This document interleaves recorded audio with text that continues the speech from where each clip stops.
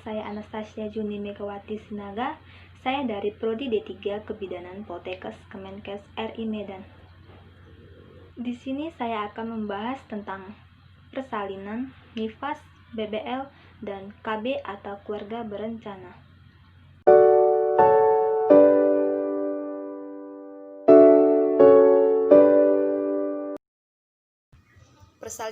Persalinan ialah pengeluaran hasil konsepsi dari uterus yang dapat hidup melalui jalan lahir. Asuhan pada persalinan ialah yang pertama, mengamati tanda dan gejala kala 2, yaitu adanya keinginan untuk meneran, adanya tekanan pada anus, perineum menonjol, dan vulva membuka. Yang kedua, memastikan perlengkapan, bahan dan obat-obatan yang akan digunakan, serta mematahkan ampul oksitosin. Yang ketiga, mengenakan baju penutup atau celemek plastik yang bersih. Yang keempat, melepaskan semua perhiasan yang dipakai, serta mencuci kedua tangan dengan sabun di air bersih yang mengalir, dan mengeringkan tangan dengan handuk 1 kali pakai. Kemudian, memakai sarung tangan DTT pada tangan kanan untuk semua pemeriksaan dalam. Menghisap oksitosin ke dalam tabung suntik dan meletakkan kembali di partuset tabung suntik. Yang ketujuh, membersihkan vulva dan perineum, menyekanya dengan hati-hati dari depan ke belakang dengan menggunakan kapas atau kasa yang sudah dibasahi air DTT. Yang kedelapan, dengan menggunakan teknik aseptik, melakukan pemeriksaan dalam untuk memastikan bahwa pembukaan serviks sudah lengkap. Bila selaput ketuban belum pecah, sedangkan pembukaan sudah lengkap, lakukan amniotomi.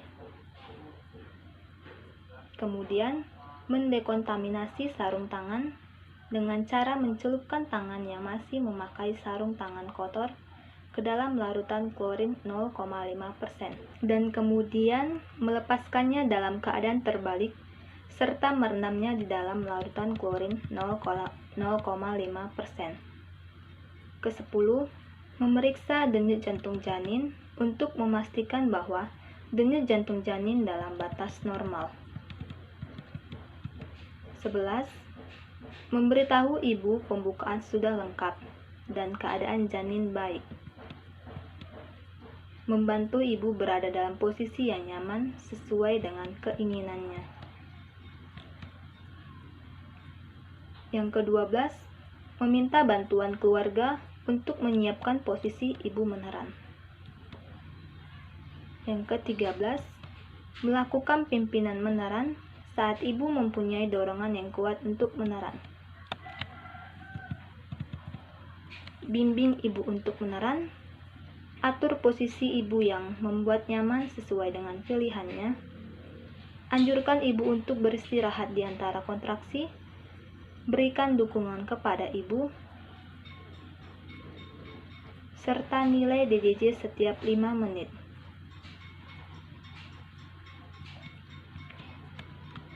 Ke-14, jika kepala bayi sudah membuka di vulva dengan diameter 5-6 cm, letakkan handuk bersih di atas perut ibu untuk mengeringkan bayi. Letakkan kain yang bersih dilipat sepertiga bagian di bawah bokong ibu. Buka partuset serta pakai sarung tangan steril pada kedua tangan. Saat kepala bayi membuka vulva 5-6 cm, lindungi perineum dengan satu tangan yang dilapisi kain steril. Letakkan tangan yang lain di kepala bayi. Lakukan tekanan yang lembut dan tidak menghambat kepala bayi. Biarkan kepala bayi keluar perlahan-lahan dan anjurkan ibu untuk meneran perlahan-lahan. Ke-19, dengan lembut, seka muka, mulut, dan hidung bayi dengan kain atau kasa yang bersih. 20. Memeriksa lilitan tali pusat. 21. menunggu hingga kepala bayi melakukan putaran paksi luar secara spontan. 22. Setelah kepala melakukan putaran paksi luar, tempatkan kedua tangan di masing-masing sisi muka bayi. Menganjurkan ibu untuk menahan saat kontraksi berikutnya. Dengan lembut, menariknya ke arah bawah dan ke arah luar, hingga bahu anterior muncul di bawah arkus pubis. Dan kemudian dengan lembut, menarik ke arah atas dan ke arah luar, untuk melahirkan bahu posterior. 23. Setelah kedua bahu dilahirkan, menelusurkan tangan mulai dari kepala bayi yang berada di bagian bawah ke arah perineum, membiarkan lengan dan bahu posterior lahir. Untuk mengendalikan kelahiran siku dan tangan bayi saat melewati perineum, gunakan lengan bagian bawah untuk menyanggah tubuh bayi saat dilahirkan. 24. Setelah tubuh dan lengan lahir, menelusurkan tangan yang ada di atas dari punggung ke arah kaki bayi untuk menyanggahnya saat punggung kaki lahir. Pegang kedua mata kaki bayi untuk membantu kelahiran kaki. 25. Menilai bayi dengan cepat, kemudian meletakkan bayi di atas perut ibu dengan posisi kepala bayi sedikit lebih rendah dari tubuhnya. 26. Segera bungkus kepala dan badan bayi dengan handuk dan biarkan kontak kulit ibu dan bayi. 27. Beritahu pada ibu bahwa ia akan diberi injeksi oksitosin. 28. Dalam waktu 2 menit setelah kelahiran bayi, berikan oksitosin pada sepertiga atas paha kanan ibu bagian luar setelah mengaspirasinya terlebih dahulu. 29. Menjepit tali pusar menggunakan klem kira-kira 3 cm dari pusat bayi. Melakukan urutan pada tali pusat dan klem ke arah ibu, serta memasang klem kedua 2 cm dari klem pertama. 30. Memegang tali pusat dengan satu tangan, melindungi bayi dari gunting, serta memotong tali pusat di antara kedua klem tersebut. 31. Mengeringkan bayi, mengganti handuk yang basah, dan menyelimuti bayi dengan kain atau selimut yang bersih dan kering.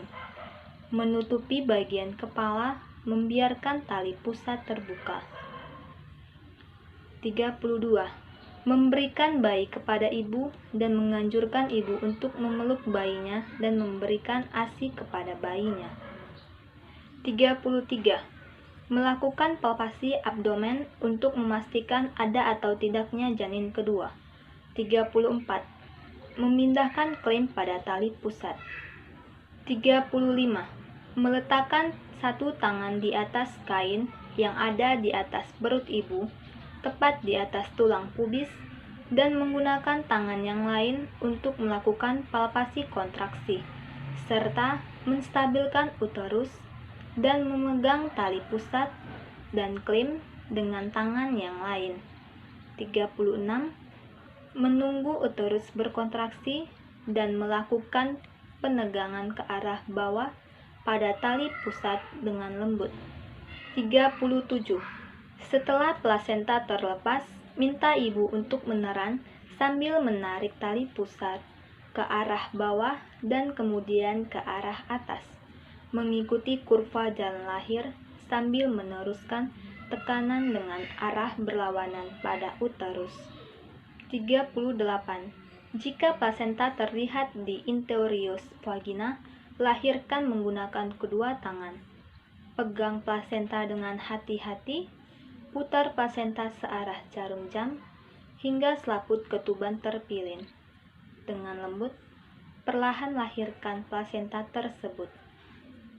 39. Segera setelah plasenta dan selaput ketuban lahir, lakukan masase uterus. Meletakkan telapak tangan di pundus dan melakukan masase dengan gerakan melingkar serta lembut hingga uterus berkontraksi. 40.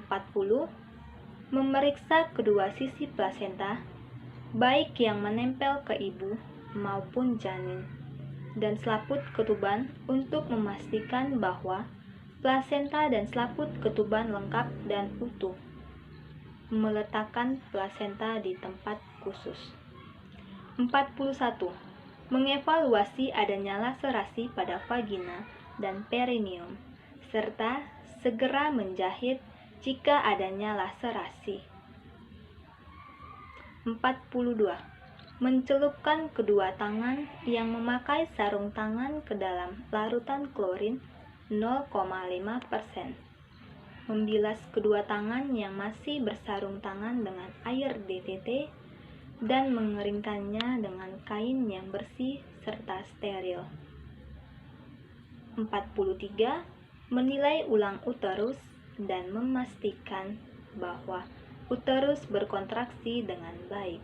44. Menempatkan klem tali pusar atau mengikatkan tali pusat dengan simpul mati sekitar 1 cm dari pusat. Kemudian, mengikat satu lagi simpul mati di bagian pusat yang berseberangan dengan simpul mati yang pertama. Melepaskan klem bedah dan meletakkannya ke dalam larutan klorin 0,5%. Menyelimuti bayi kembali dan menutupi bagian kepalanya. Pastikan handuk atau kain yang bersih dan kering, serta menganjurkan ibu untuk memberikan ASI. 49. Melanjutkan pemantauan kontraksi uterus dan perdarahan per vaginam.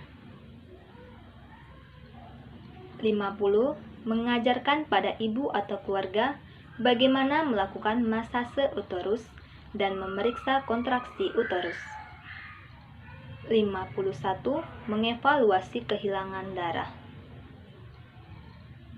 52. Memeriksa tekanan darah, nadi, dan keadaan kandung kemih setiap 15 menit selama 1 jam pertama pasca persalinan dan setiap 30 menit selama jam kedua pasca persalinan.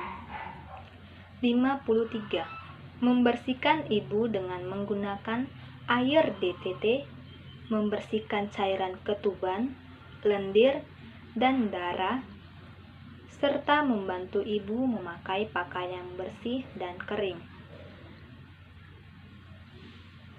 54.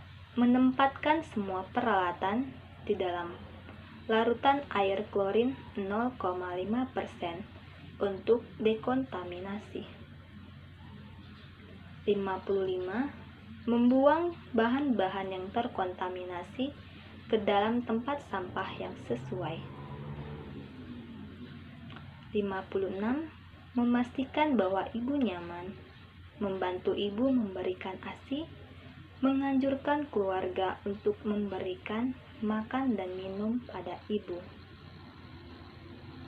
Setelah IMD 1 jam, lakukan pemeriksaan antrometri dan penyuntikan vitamin K pada bayi, serta periksa TTV bayi. 57. Mendekontaminasi baju plastik yang digunakan untuk melahirkan dengan larutan air klorin 0,5% serta membilas dengan air bersih. 58.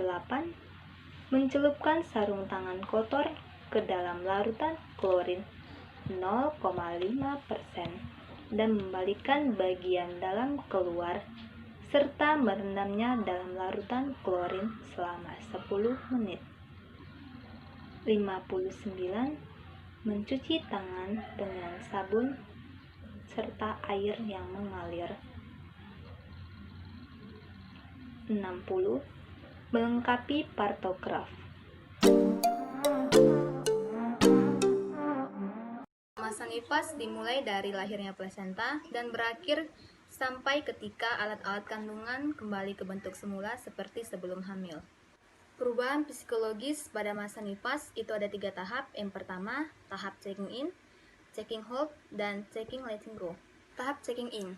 Pada tahap ini, ibu masih bersifat pasif sehingga ia masih ketergantungan dengan orang lain untuk merawat bayinya. Fase ini berlangsung selama 1-2 hari setelah bersalinan. Checking hold. Pada tahap ini, ibu sudah mulai bisa menerima keadaannya sehingga ia mampu memberikan perhatiannya kepada bayinya. Fase ini berlangsung selama 3-10 hari setelah persalinan. Sedangkan pada tahap checking letting go, ibu sudah sepenuhnya bisa merawat bayinya dengan sendiri. Pada tahap ini berlangsung sekitar mulai dari hari ke-10 sampai akhir masa nifas. Tanda bahaya masa nifas itu yang pertama ada perdarahan pervaginam, luka pada perineum, bendungan payudara, dan abses payudara. Asuhan masa nifas itu dibagi menjadi 4 kunjungan. Kunjungan yang pertama selama 6-8 jam postpartum, kunjungan kedua selama 6 hari postpartum, kunjungan yang ketiga selama 2 minggu postpartum, dan kunjungan yang keempat selama 6 minggu postpartum.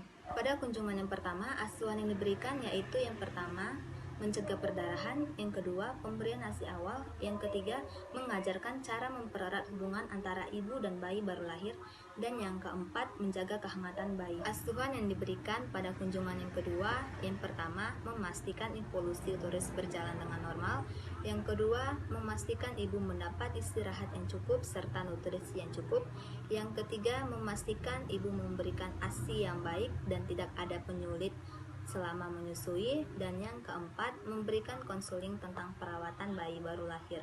Asuhan pada kunjungan yang ketiga sama seperti asuhan pada kunjungan yang kedua, sedangkan asuhan pada kunjungan yang keempat, yang pertama menanyakan keadaan ibu serta penyulit-penyulit yang ibu alami selama masa nifas dan memberikan konseling KB secara dini pada ibu.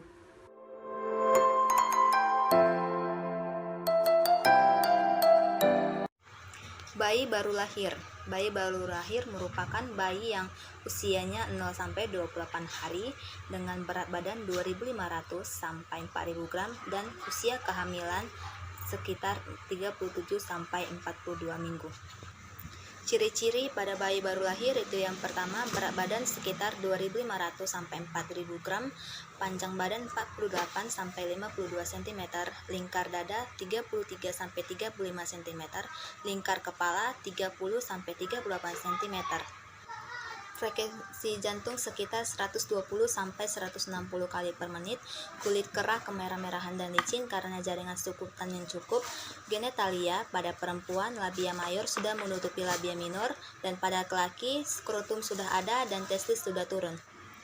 Refleks pada bayi sudah baik, eliminasi baik, mekonium akan keluar dalam 24 jam pertama dan berwarna kecoklatan.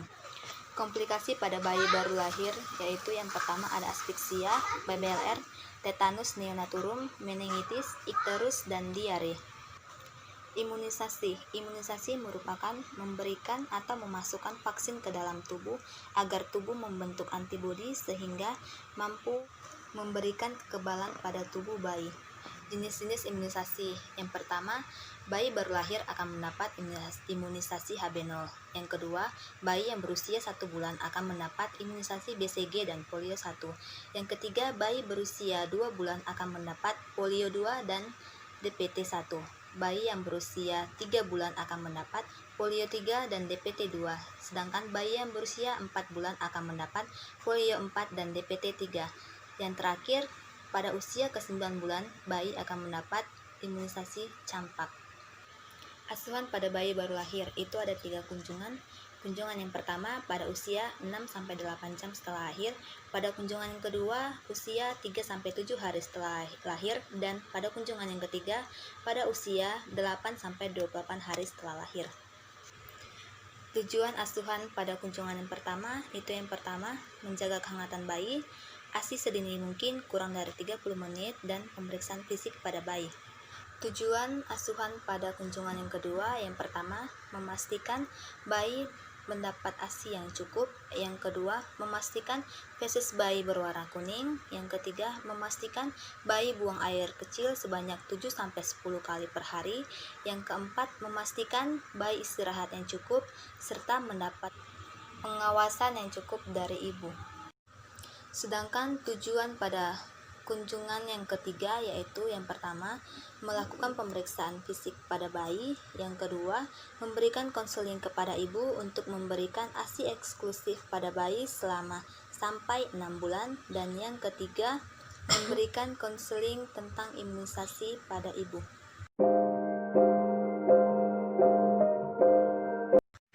KB atau keluarga berencana merupakan upaya pemerintah dalam menyeimbangkan antara jumlah penduduk dengan kebutuhan. Sedangkan tujuan dari KB atau keluarga berencana merupakan untuk penanggulangan masalah kesehatan reproduksi dalam membangun keluarga kecil yang bahagia.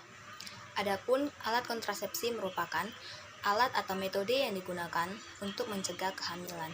Adapun jenis-jenis KB, yang pertama ada kondom, suntik, pil, IUD atau AKDR, dan implan. Setiap alat kontrasepsi memiliki kelebihan dan kekurangan masing-masing. 1. Pil KB. Kelebihannya yang pertama, mudah didapat, mudah dihentikan, dan kesuburan dapat kembali berlangsung segera saat pil KB dihentikan. Sedangkan kerugiannya yaitu dapat mengurangi produksi ASI, tidak dapat mencegah IMS atau infeksi menular seksual, dan mempengaruhi berat badan menjadi naik. Kelebihan dari kondom itu yang pertama, tidak mempengaruhi produksi ASI, yang kedua, dapat mencegah penularan IMS, dan yang ketiga, mudah didapat. Sedangkan kerugiannya yaitu yang pertama, harus selalu tersedia jika ingin melakukan hubungan seksual, dapat sobek karena terlalu tipis, dan yang terakhir, perasaan malu jika dibeli di tempat umum. Implan, kelebihannya yang pertama, dapat bertahan lama hingga 3 tahun dan tingkat kegagalan kurang dari 1%. Sedangkan kerugiannya yaitu mahal, yang kedua haid tidak teratur, dan yang ketiga dapat menyebabkan memar pada awal pemasangan. IUD, kelebihannya yang pertama, dapat bertahan lama hingga mencapai 10 tahun dan tidak mempengaruhi produksi ASI. Sedangkan kekurangannya yaitu mahal, dapat terlepas dengan sendirinya, dan dapat menyebabkan amenorea atau tidak haid. KB suntik. KB suntik itu ada 2 jenis. Yang pertama, suntik kombinasi, yang kedua, suntik progestin. Suntik kombinasi itu penggunaannya selama sampai 1 bulan, sedangkan suntik progestin penggunaannya sampai 3 bulan. Sedangkan kelebihan dan kekurangan dari KB suntik yaitu kelebihannya yang pertama, dapat digunakan pada usia lebih dari 35 tahun serta tidak memerlukan pemeriksaan khusus. Sedangkan kekurangan dari penggunaan KB suntik yaitu yang pertama, haid tidak teratur, berat badan naik, mempengaruhi produksi ASI, serta penggunaannya singkat. Sekian penjelasan dari saya tentang persalinan, nifas, bayi baru lahir, dan keluarga berencana. Terima kasih.